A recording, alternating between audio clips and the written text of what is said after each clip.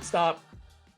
I mean, I might maybe go get a drink after that one. Holy cow, it was fantastic, but I appreciate that. All right, Natalie, what first business, what did you start? How'd you grow it?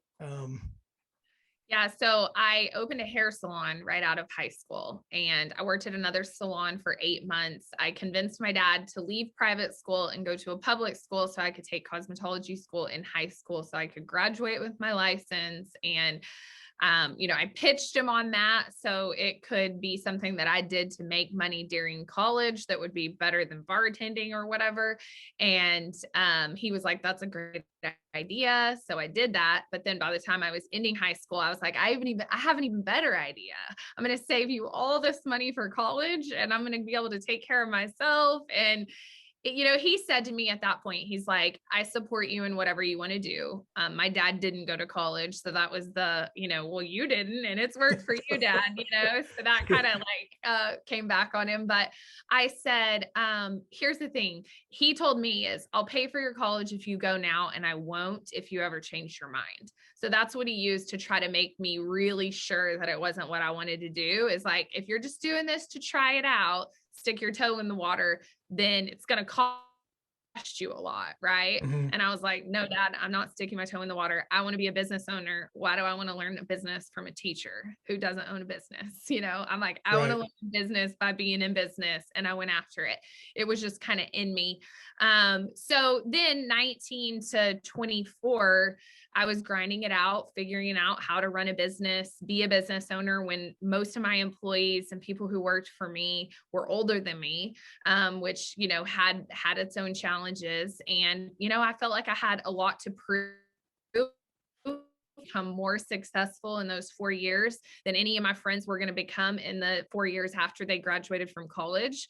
So that was kind of my mindset was I want to make 6 figures, self-employed, and have it all on my own, to where when they get done, they're trying to figure it out and they can't get job, but you're like, man, I was a smart kid, graduated well in my class, and I was the only one that didn't go the way that I was supposed to, it was like, I went this way. So that was definitely motivation. I mean, my advanced chemistry teacher told me, oh my goodness, you're just going to do hair. And that one little doubt and that cynical little thing, like I was just going to be broke, it just fired me up. I mean, I wanted to take that tax report into her to show her that 6-figure income so bad. But I'm glad that she said it, and I'm glad that it fueled me, because that was my mission and my purpose. And then when Nick and I met, we got married, he moved there. I'm like, if you move here, I can just keep my business till we have kids. And then we can kind of venture in that chapter when we go there. He was raised by a stay-at-home mom. I was raised by a stay-at-home mom. So after getting pregnant, I was like, okay, I'm going to sell my business. We can move wherever, we can pursue your career. So sold it. I wanted to invest back then all the money of the sell of the business so I could send my kids to college. And that's not exactly how it went. It's like, you move, you got to start over, you got to figure it all out. Everything doesn't go the way you have planned. But then luckily, a work from home business opportunity came into my lap, because 6 months into being a mom, I'm like, this is so not me. I love everything about it, and I will dress her up and take cute pictures and be the most incredible mom. But I am a business person. I'm a mom and a business person. So I had to overcome the feat in my head, which was running a successful business and being an incredible mom, and that could be possible, and that I could, not to prove to the world. I'm not really one of those people that cares what a lot of people think. It's like, I needed to prove to myself that I could feel that inner peace, that I can be both. I can be both those things. Those are my 2 big dreams: being a mom and running an amazing business. And so if I could do that, then that was, to me, dreams coming true. And so that was kind of what I set out to do. And, in that business, we did super well. Nick was able to kind of leave from his, full-time sales position. We, then kind of built the business together when the kids were young, before school, so we could travel a lot and do a lot of things. That was a really fun time. And then I kind of wanted to do my own thing again. When you go from brick and mortar traditional business that you own to network marketing, you grow this amazing organization, but it's not really necessarily your company. You're not making decisions. You're just facilitating what their business is. I was like, I want another like sellable, willable, like real, like I'm on the LLC kind of business. And same thing. It was at a time when it didn't really make sense, but Nick's like, go for it. And I'm like, I love you. I love that you're always have my back and you let me chase my dreams. So started creating that. It was in the beauty industry. It was e-commerce again. I love online and building businesses, and that really worked with our family, being able to be at home, be there with our kids, but do something big and incredible alongside that. As far as, a brick and mortar, like a salon, I needed to be there a lot, which is making you miss a lot of the kids' things, and having a home-based business or a cloud-based business or virtual business, you're home a lot more. So that's definitely been, but another dream of ours, just to mention this, is that we teach our kids how we do business and they know what we do, and that they grow up around it. I didn't really grow up around it. I didn't go to my dad's auction and see how he did anything. He did it there. I did it at, I was at home and he wasn't working when he was at home. And for Nick and I, our lives looked very different because we work all the time and we're at home. So they're very much included in it. Like my girls, would help me all summer packaging orders, shipping them out. They knew when we were running specials, they knew what they were. They were telling their friends about them, and that's really, really cool. And just recently I sold that beauty company to a network marketing company.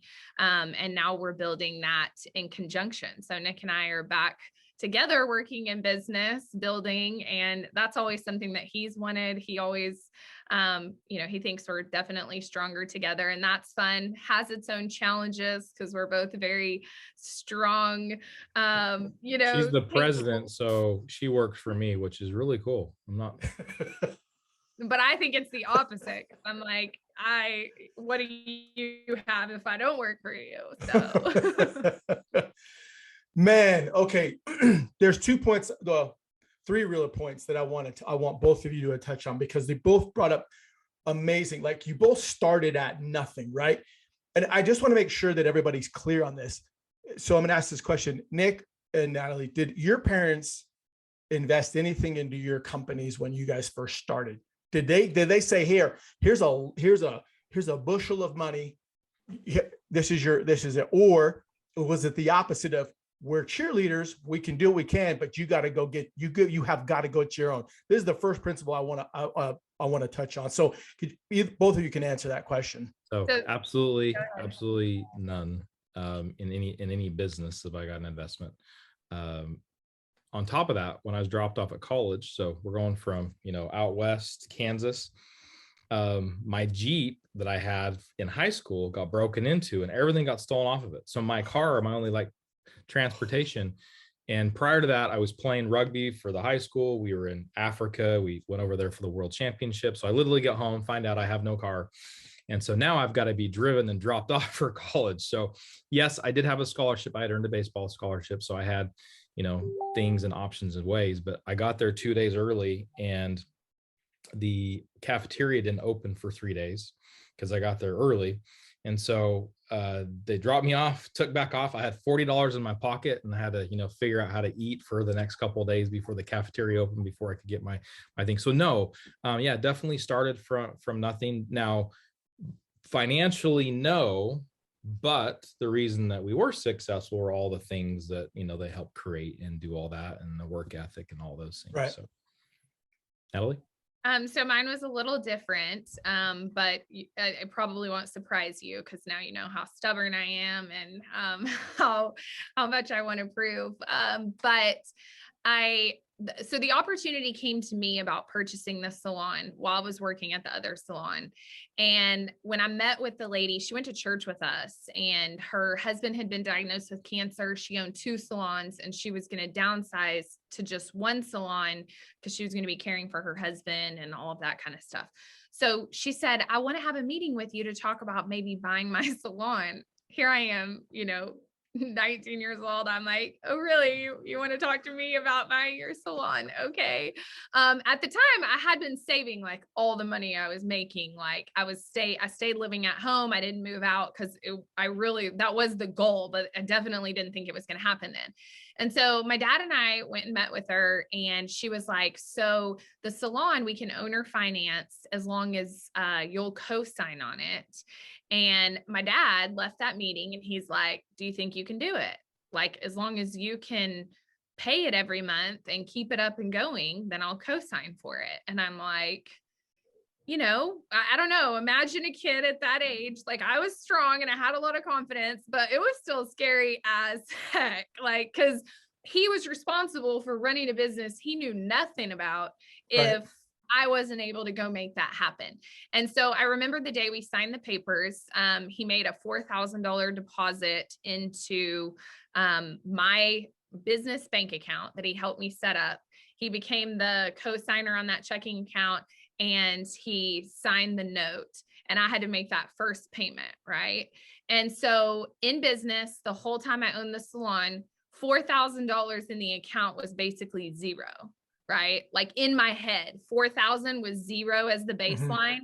And I never let it go under that, because I was like, I am not going to use my dad's money to do business. Right. And so the day that I signed the papers and sold the business, I was like, Dad, here's your $4,000 check. Of course, he wouldn't take it. He laughed at me. But having that and knowing that he did trust in me. No, I couldn't have done it on my own, because obviously I didn't have credit and I didn't have any experience, but I did have somebody that believed in me. The success that he'd created and worked for in his name and how much respect he had made it that she was able to own her finance, and that we didn't have to, because if we had to go into a bank and put my name that I was going to run a business, I don't know, how would they have looked at it? I don't know. It's funny how God works those things out. But I think about that now, and I would teach my kids, yes, even when you have somebody that has your back, that they're going to help you, it's still on you. Like, it's on you. Like, I wasn't looking, I wouldn't have even considered going back to my dad and saying, hey, guess what? The account's almost negative. Before the banker calls you, can you go ahead and drop some more in the account? Because I didn't think about it like he was on the account and I was sharing any money with him. He was on the account just so I could have one. And the whole time I was proving to him that I could go do it and him not even need to worry about it, So definitely I had the financial support, but wasn't necessarily willing to use it. Wow. Because look, it's two different situations, right? I mean, one, your dad would totally give you the money. The other one was, you were broke. You were already a broke college kid. You had no Jeep, $40 to your name. I mean, Taco Bell is the best place to eat when you got $40 for a month. But the concept is, it doesn't matter, right? It doesn't matter if you have the ability to get the backing or not the backing. You guys said it best. You still have to put in the work. You still have to believe deep down that you can get this done. I don't know anybody that would give a 19-year-old kid money to buy a company. I don't know anybody that would give a college kid just out of college, here's a bunch of money. Yeah, we believe in you. And I think you both have shared invaluable lessons of, it doesn't matter. You still have to put in the work. You still have to grind. Your name, your legacy, who you are is still on the paperwork. So you have to go out and do it. And I think that is amazing. It's an amazing concept and an amazing point that people just have to, you want to start a business. It's still the grind. You still have to put in the work. Nobody's going to give it to you, hand it to you on a silver platter, or across the train tracks. So here can be the takeaway quote. You have to eat a lot of Taco Bell no matter what. Because the girl that didn't spend the $4,000 still ate a lot of Taco Bell for years because those 49-cent tacos. I love it. Let me ask this question. How do you guys handle parent guilt? Because there is, right? You own businesses. You've talked about it. Even working from home, even the lifestyle that you're building, there's always, dad guilt, mom guilt. How do you balance the parent guilt and then the business guilt, or not so much the business, but that parent guilt? How do you balance that? How are you able to systematize and just keep all that at bay? And so we really like to communicate with our kids, right? So, there are times where, we don't do as much or what we want to be doing. Right. So to me, entrepreneurship, business ownership, people always say, try to find the balance. Is that possible? It's definitely an argument that you could win on either side of it, right? But the word balance. What we try to do is we try to like run in really in sprints and spurts. And during those spurts, we have a goal. So we communicate with our kids a lot and say, hey, here's the deal. Like these next 90 days or next 120 days or next 60 days, like it's going to be a busy season of life, right? Like, and we're going into one of those, right? With business, we're launching some things with business. We're going into cheer season with our daughters, which is crazy in itself. And so like, hey, these next 90 days, like there's not gonna be a whole lot of other stuff. It is, the weekends are to get ready for the week, right? And prepare yourself spiritually, physically, mentally, or a cheer competition. The week it's, we got school, kids got cheer, we have business, and it's just running and gunning, but we always celebrate that. So we always set a goal that says, hey, we're going to do this sprint. We're going to go through this period of time, but here is the reward. And I think that goes hand in hand with business and business ownership, because you do have sacrifices to get the reward. And it's anything in life, not just business ownership. And so I think that's the best way that we try to do it, is that we get laser focused as a family on setting goals. The end of the year, we have the kids and we get dream boards put together. We want them printing out the things that they want to accomplish in school, the things they want to accomplish athletically, the things they want to accomplish spiritually, the fun things that they want to do, the adventures they want to do, the trips they want to go on, and they put that on there. We put it on there. We do one as a family. And so we get really intentional in saying, hey, here's the deal. Like, if this is what you want, okay, not here's what you have to do, but here is what it's going to take to get there, right? If you want to win the world championship as a cheerleader, you've got to do the practices and you got to do the extra things. It's your choice to do it, but X equals Y every single time. And it's the same thing with business. And so we communicate a ton, we plan, we set goals, we have fun. There was a time, years ago, where it was one of the first big tricks we took as a family, and said, hey, this is going to be a crazy busy time. You're going to have fun with this. You're going to come when we speak and when we talk. But the end result, when we do this, is that we're all going to Disney World. And it's just kind of created this thing with our family that everyone's kind of on the same page. We're pulling for each other. How was the meeting? How was this? How was that? And it ends up turning to be a fun thing. We're never as good as we want. I never go on as many husband-wife dates weekly, monthly as I should. That balance, we're always seeking it, but we do kind of attack it from a different approach. Yeah, I think Nick hit on a lot of the things that we do. I'll just kind of echo a couple of them to wrap it up. But I always say that quality is so much more important than quantity. And so we talk about that, if the girls say to me, well, you don't do this as much as this or whatever. I'm like, you're right. But when I'm doing it all the way. Like when we go to the beach, I'm diving in the pool. We're all in, we're making all the memories. And I'm not sitting there preoccupied, or really even, I even saw, as a young mom, some of the moms struggling with feeling like they're worth anything. And they were like watching Bravo TV all day long. They were with their kids, but like, were they with their kids? Were they even happy? Were they engaged and all that? So I was never that mom that had a ton of time. I don't have all the time, but the time that I do have, I try to be like all in with them and like talking and communicating and connecting. And Nick does a really great job of that too. And we, like he said, we make them a huge part of our why. So they know where we're at all the time and why we're doing it, who it's for, what the mission is, like they know. And so when you ask our kids, and they get to help with those decisions too. Like when we go plan out, I said, hey, here's the goals that you guys have. Here's what we have.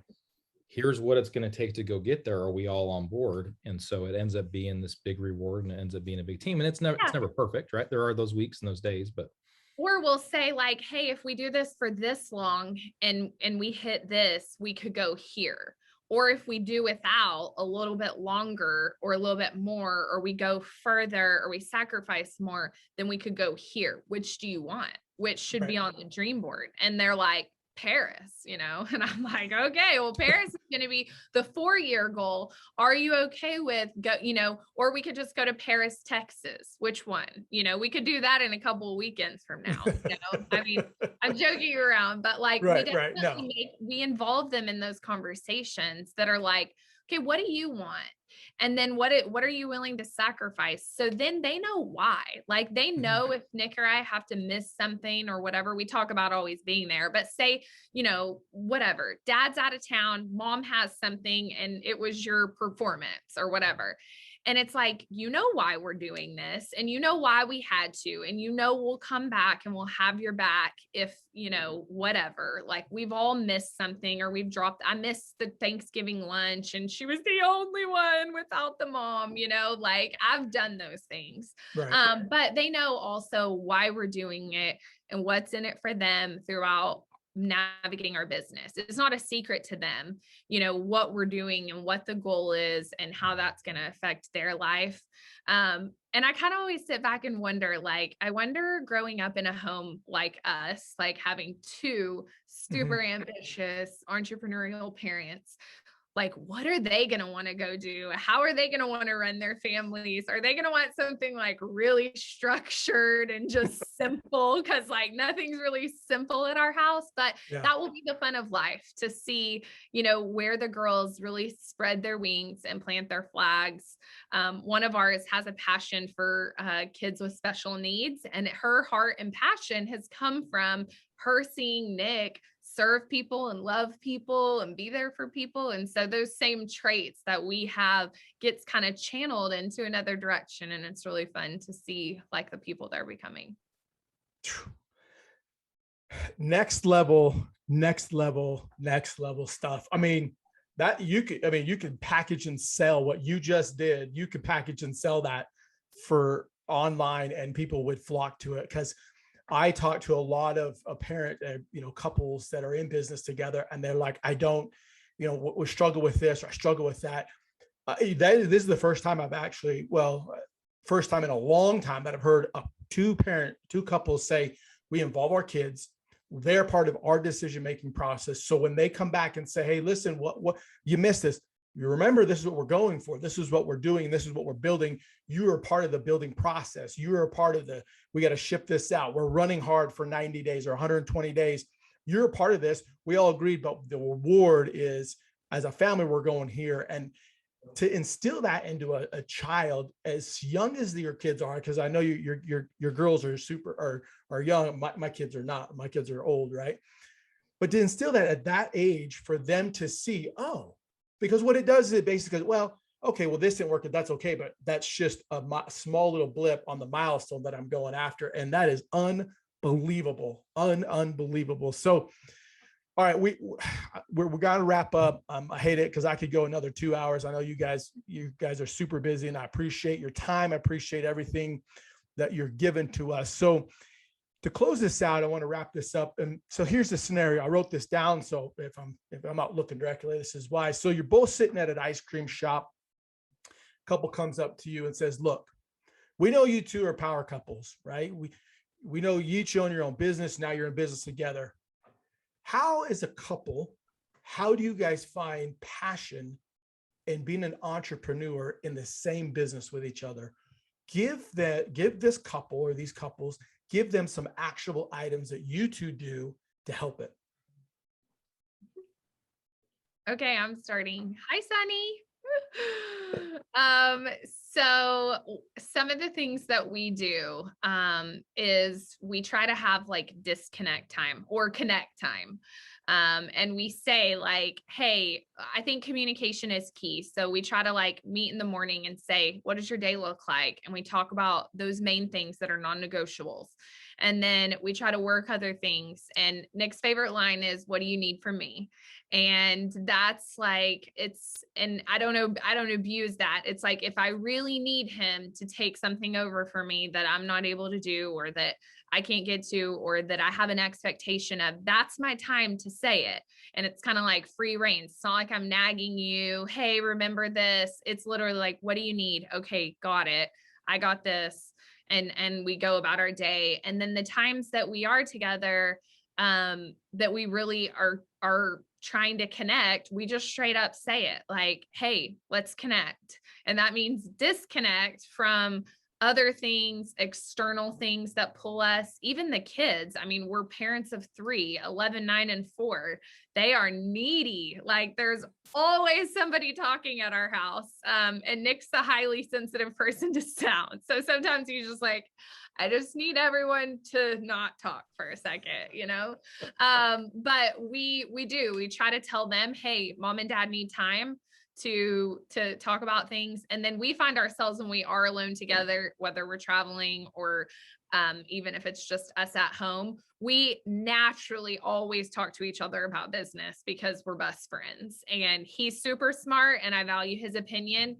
And I also think he thinks I'm super smart and values my opinion. And so we're always like, hey, it's been busy. I want to bounce something off you. I want to throw this out because we really value each other. And we have to constantly remind each other, like, nope, this is the time where we're not talking about it. Or, you know, for this hour, like it's just me and you. We absolutely have to force ourselves to do that because it doesn't happen naturally. Naturally, we would just work all the time and just always be helping each other and supporting each other. So we have to be super intentional about that. And we have to find things that we do together to unplug, like different things that we enjoy time together. Usually it's things like in nature. Both him and I love to like be outside and do things. And when we feel connected to each other, but we also feel recharged from everything in life and everything that we do with one another. So I would say those are the things. Nice. And I'm going to answer a little different. I think she talked about like passion together, but, you know, passionate within entrepreneurship. You know, I would just ask them a number of questions, you know what I mean? Like, you know, what business are you in and why are you in that business? You know, what I found, and I've learned this from Natalie as well, too. She's told me, said this quote a number of times, don't chase money, is that when you chase the passion and not the dollars come and all those other things come. And so, you know, to find the passion in business, find passion in entrepreneurship is that what really drives you, you know what I mean? And, you know, kind of be cliche about what's your why, but really, you know, the passion comes from that. Passion comes from, for some people, it is, you know, the value they give people. For some people, it's helping. For some people, it's just knowing that they made a difference. Everyone's different. There's nothing wrong. There's no wrong answer there. But finding what that passion is on why to do the business is, or the reason on why to do the business, to me, is where passion comes from, right? So for me, it started with, hey, I want to be present, right? And so I take my kids to school every morning. I pick them up from school every single day, take them to their cheerleading. And that's a big reason why I wanted to get in entrepreneurship, right? But then it's also expanded from there. That's not just enough, because when you get there, you would stop and you would get burnout and you do whatever, right? So what is the next passion, right? Well, then it's helping others do the exact same thing that want that, or helping others go accomplish or go get something else out there. So I think it's constantly evolving. Sorry about the dog in the background. My daughter's playing. You're good. But everything's constantly evolving. But it's all about, like, you know, what is that we can give to where we get something back in return? Yeah, I give my time, I give my energy to help other entrepreneurs succeed.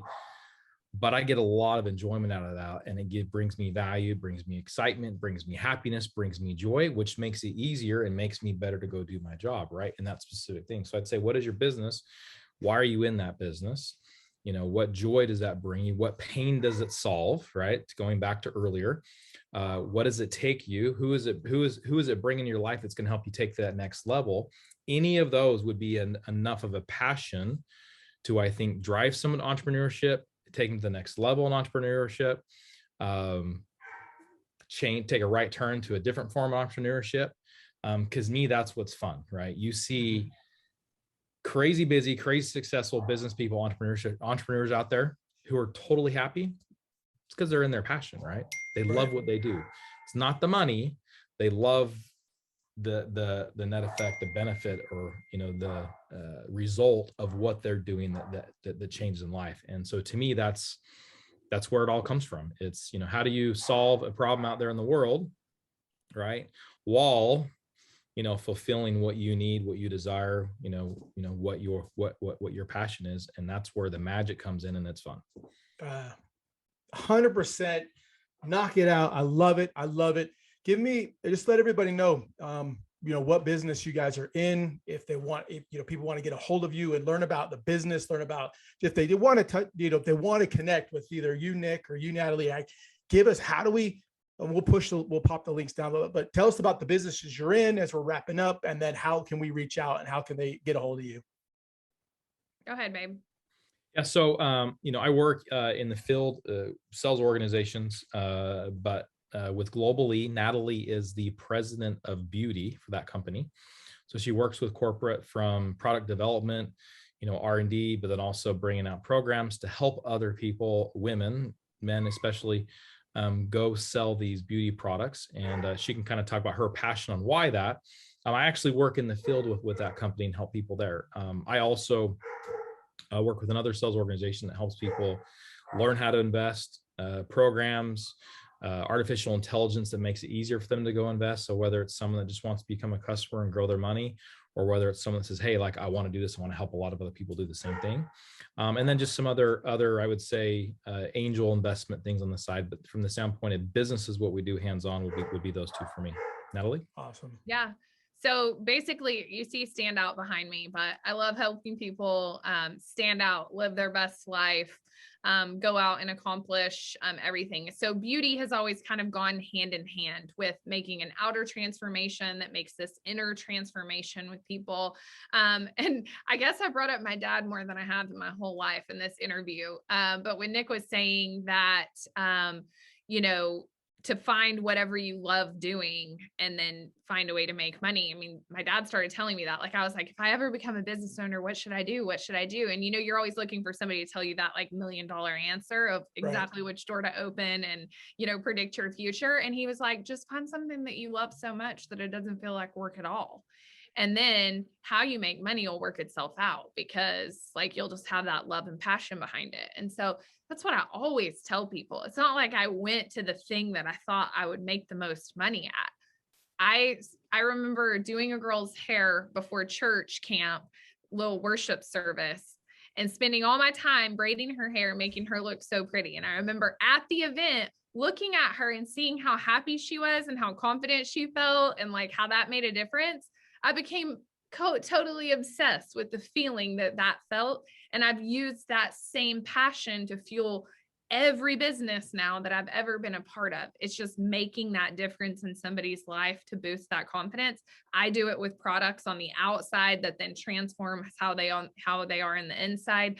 But then it can sometimes go vice versa, believing in somebody, being them, showing up for them, then it transfers. And then they're like, I'm wearing lipstick and now I have on lashes and I'm living my best life. Like, because you just like, you saw me, I was seen to you, and like, you cared about me enough to like connect with me before I ever thought I even showed up. You know what I mean?